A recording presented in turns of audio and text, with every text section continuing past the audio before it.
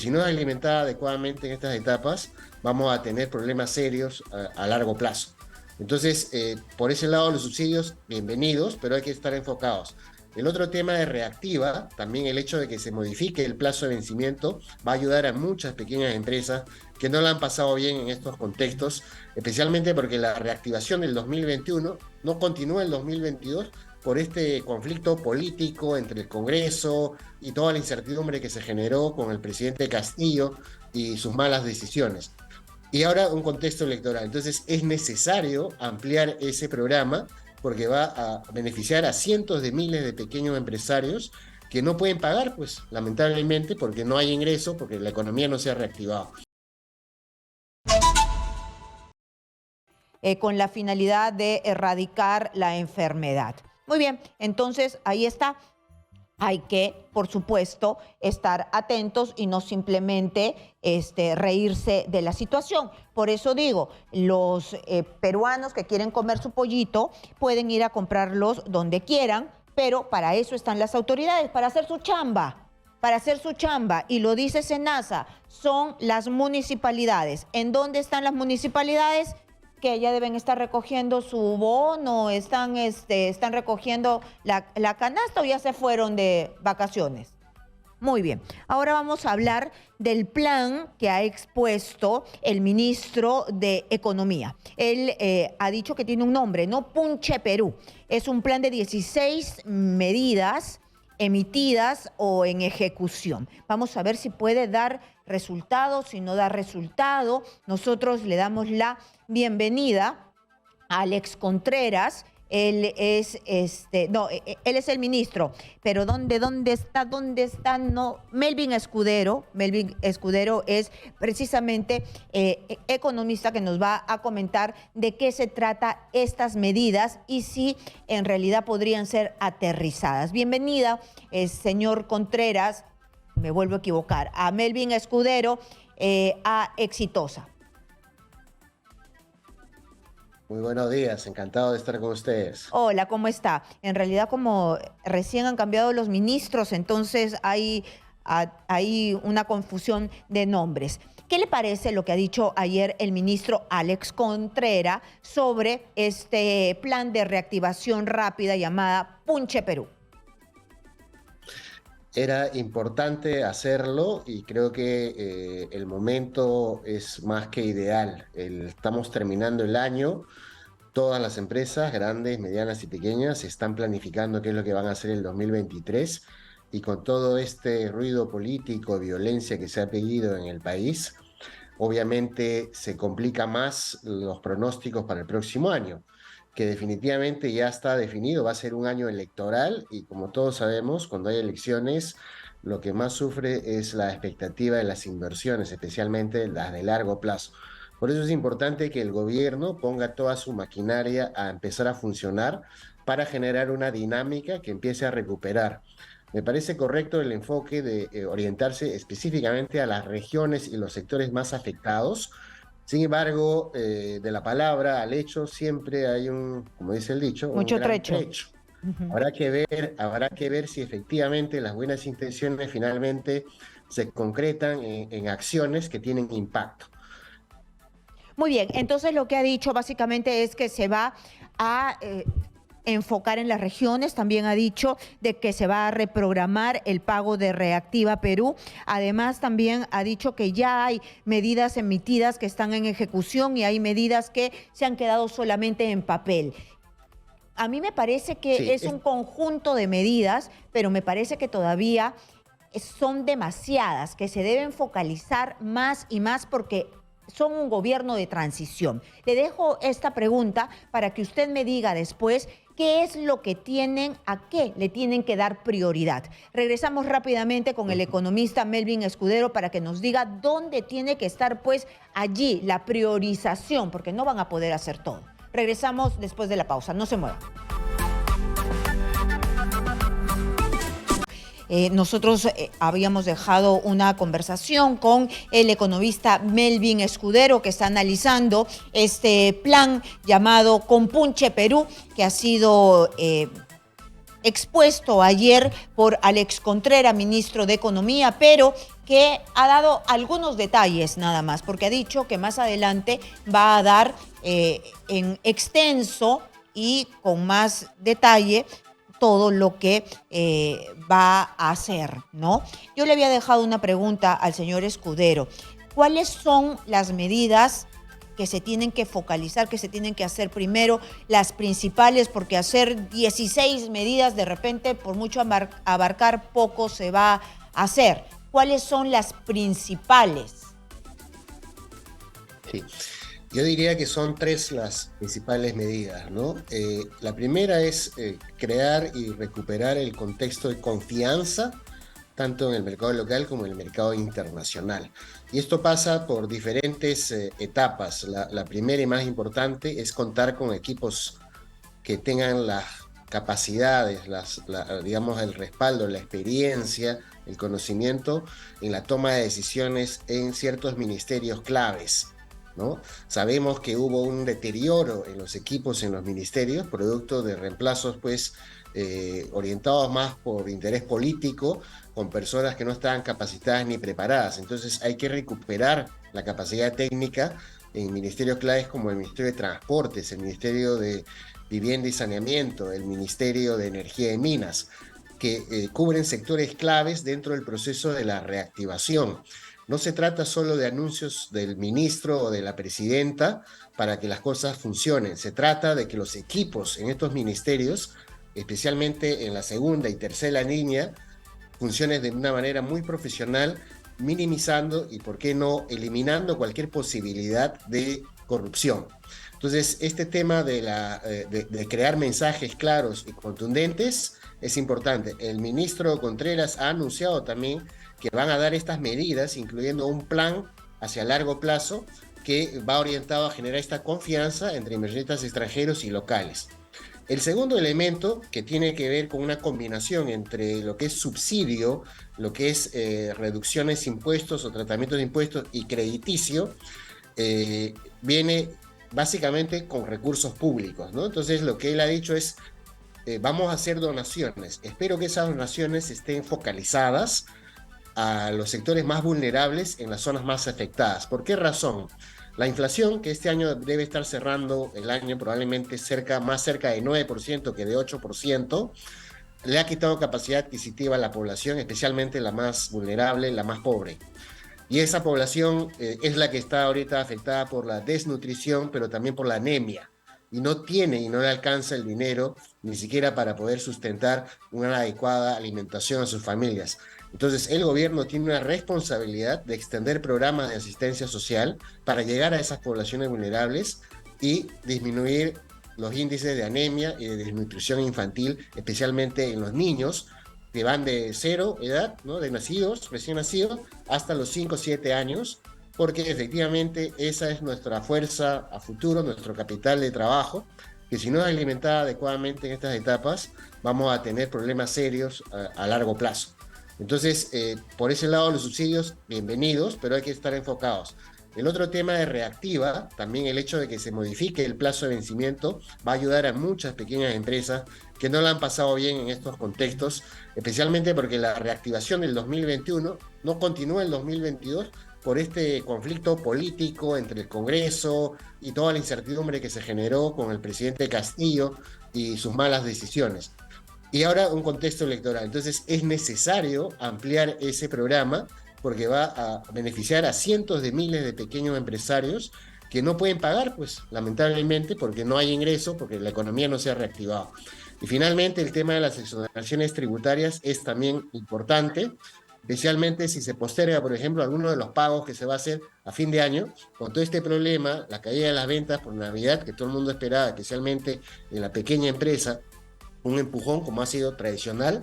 Tenemos pues todo este tema de la violencia social, ¿no?, que ha generado una menor demanda de parte de los consumidores que va a impactar. Entonces, si se le posterga el pago de impuestos un trimestre, va a ayudar porque financia flujo de caja y es una medida acertada.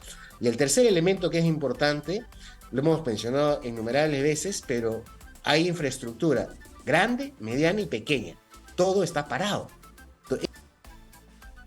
Se ha apagado su micrófono, por favor, no lo escucho, no lo escucho. Se ha apagado su su micrófono. No sé si usted me puede decir si en este contexto electoral con inestabilidad política y también inestabilidad social se va a poder recuperar la confianza de los inversionistas que son sensibles, las inversiones, la economía es muy sensible frente a lo que estamos viviendo. Sí, de hecho hemos tenido una separación en paralelo, ¿no? De lo que es la economía y la política. Y esto es bastante curioso porque una de las cosas que no se tocó en el gobierno anterior, el gobierno del expresidente Castillo, fue el manejo de la política monetaria con el Banco Central y la capacidad técnica del Ministerio de Economía y en otras entidades como la SBS y la SMB, que son supervisores de los mercados financieros. Entonces, la economía no es que se haya desplomado, ha ido avanzando en paralelo a pesar de todo el ruido político. Sin embargo, no hemos crecido nuestro potencial. Es decir, si hemos perdido por la situación, por no crecer, por ejemplo, en la economía debió haber crecido 4 o 5% en el 2022. Y vamos a cerrar este año creciendo un mediocre entre 2 y 2.5%. O sea, la mitad de lo que podíamos haber crecido. Entonces sí hay un impacto económico, pero no ha sido hacia abajo, sino que nuestro potencial se ha reducido y hemos estado como que creciendo, continuando con la Claro, pero eso es tendencia. terrible Sin embargo, porque el es último falta de año, trabajo, 2023, la inversión que no viene es falta de bienestar, ¿no? exactamente, exactamente. Entonces, ese crecimiento mediocre no alcanza y por eso es importante el apoyo del Estado. Pero hay que destrabar la infraestructura, especialmente la pequeña infraestructura que tiene impacto directo en esos lugares donde se genera la violencia y donde hay pues tanto descontento porque el Estado no llega. Esa infraestructura pequeña depende en muchos de los casos de los municipios y de los gobernadores regionales. Todos ellos son nuevos. Alcaldes y gobernadores regionales empiezan a partir del 1 de enero. Y normalmente eso genera ya una parálisis porque se cambian equipos, se cambia todo en estos municipios y gobiernos regionales, lo cual hace que la infraestructura se retrase. Entonces es muy importante que el gobierno, a través de estas medidas con los ministerios, empalme y ayude a estas Ayude, entidades, me refiero a colabore. gobiernos regionales, municipios, se trabaje en conjunto, en equipo, para no generar esa caída. Entonces es clave las medidas que se van a dar, pero no solamente de más subsidio, mejores condiciones crediticias, menos impuestos, sino que se coordine adecuadamente, se gestione bien con gente capacitada y que sea inmune a la tentación de la corrupción. Entonces, Esa es señor la clave. Escudero, lo que usted me está diciendo es que también hay que mirar con mucha tranquilidad el tema de la conflictividad y cómo se avanza en estos sitios para que disminuya esta conflictividad social, porque les llegue el bienestar y esto va a ayudar a que los inversionistas vengan, porque a un país convulsionado no viene nadie. Exactamente, ¿no? Entonces, estamos en un proceso electoral que va a durar, como hemos visto, de acuerdo a lo que el Congreso señala, poco más de un año, y eso implica obviamente que las inversiones grandes de largo plazo probablemente van a continuar paradas. Sin embargo, hay inversiones de tamaño mediano y pequeño, incluso que pueden reactivarse si el flujo normal en una economía pacificada, en una economía que está libre de la violencia, libre de los bloqueos, libre de la extorsión con la violencia de ciertos grupos extremistas, entonces esa economía igual tiene que seguir funcionando. Y para funcionar igual necesita inversión, necesita capital de trabajo, necesita crédito. Entonces es bien importante recuperar esa pacificación, pero también recuperar la perspectiva positiva que agentes, tanto empresarios pequeños, medianos y grandes, van a tener del Perú para poder sortear un 2023 que es un año complejo en todo el mundo. Es un año de tasas de interés altas, de inflación alta, de la guerra todavía que continúa entre Rusia y Ucrania, precios de energía que van a estar altos. Entonces, es un año que ya se ha anunciado, lo ha dicho el Banco Mundial y el Fondo Monetario, va a haber una desaceleración económica mundial importante. Entonces, en un año complicado, tenemos que hacer los peruanos todo el esfuerzo posible para salir de este atolladero, pero no meternos autocabres como lo hemos hecho por un tema específicamente nuestro, que es la política. Entonces ya es momento de hacer las reformas en el Congreso que nos permitan tener institucionalidad política y no estemos en este vaivén cada 18 meses o 2 años cambiando de presidente. Es increíble que en 5 años tengamos 5 presidentes. Eso no debe pasar así, ¿no? Muy bien, entonces ya el año se viene complicado por factores externos. Nosotros no lo tenemos que agudizar con problemas políticos internos, porque la política también impacta y muchísimo en la economía, y los que van a salir perdiendo, como siempre, son los que menos tienen. Y ya que estamos hablando de los que menos tienen, la focalización. ¿Usted cree que durante el gobierno de Pedro Castillo se hizo una buena focalización? Es decir, se ha terminado de limpiar de gente que no necesita los bonos y el apoyo del Estado para pasar a a una lista, a un padrón ya limpio con gente que sí necesita de la ayuda del Estado, o todavía nos falta mucho en eso? Yo creo lo último, que nos falta bastante, y no creo que con el gobierno de Castillo, incluso con el gobierno anterior de Vizcarra, finalmente se haya hecho un trabajo excelente. Ya se han mostrado casos increíbles de gente que no necesitaba nada, pero por influencia o por relaciones con algunos políticos finalmente terminaron beneficiándose de recursos que van a los más pobres, no a la gente que está acomodada y que por No, sí, ventajas o de Vizcarra intereses ni le o pregunté porque eso fue contubernios. público, ¿no? Pero en el Sí, tema correcto. de Castillo, en realidad eso quedó como bajo la alfombra porque hubo tantos problemas. El señor no hizo nada bien. Resulta que cada momento se tenía que cambiar a todos los que designaba en puestos claves porque no reunían pues todo el perfil necesario, los dinámicos, la red de corrupción. Todos los días era una noticia peor que la otra, que esto de las filtraciones dentro del padrón de los más pobres no se pudo ahondar, ¿no? Usted lo ha dicho con bastante claridad. La verdad que no hay que echarle ya más tierrita a la situación, pero lo que sí es realidad, que creo que hay voluntad. Este gobierno de transición, ¿no? Está ya nombrando ciertos funcionarios que tienen ya capacidades y carreras técnicas y experiencia. El ministro Contreras es uno de ellos. Entonces esperaríamos pues que se asuma todo este reto con bastante responsabilidad, seriedad, y sobre todo que se trabaje en equipo con los gobiernos regionales y municipales y la empresa privada, con el objeto de hacer que las cosas empiecen a suceder, que realmente pasen las cosas y que la población empiece a ver que sí existe un Estado y que sí existe una democracia que está trabajando por ellos. Caso contrario, el germen de la violencia sigue ahí y no se va a poder de alguna manera vivir en pacificación como queremos todos los peruanos en los siguientes años. Tomemos y hagamos las medidas correctas en 2023, pero todos tienen que poner el hombro, sector público, sector privado y la población. La población también es responsable de que estas cosas pasen. Su voto, el voto responsable de la población, va a generar que los gobernantes también sean buenos. Cuando la población toma votos básicamente por el mal menor o por la emotividad del momento, nos termina lanzando, digamos, gobiernos que finalmente no han estado preparados, no han tenido los equipos adecuados, y miren lo que pasa, ¿no? Finalmente terminamos en un vicio de conflictividad política que no nos lleva a ningún lugar, sino a generar más conflicto y más problemas. Lo que el país necesita es prosperidad, crecimiento y reducir la pobreza y darle a todos los peruanos la oportunidad de una calidad de vida mejor. Una última consulta para cerrar la entrevista. Quiero saber si es que el ministro Contreras, ya que usted me ha dicho que es un buen economista, es un buen técnico, es decir, ¿por qué usted me ha dicho que es un buen cuadro? Sí, básicamente por su track record, ¿no? Su experiencia. Viene del Banco Central, ya tiene experiencia en el Ministerio de Economía y también cuenta con estudios en buenas universidades en el Perú y en el extranjero.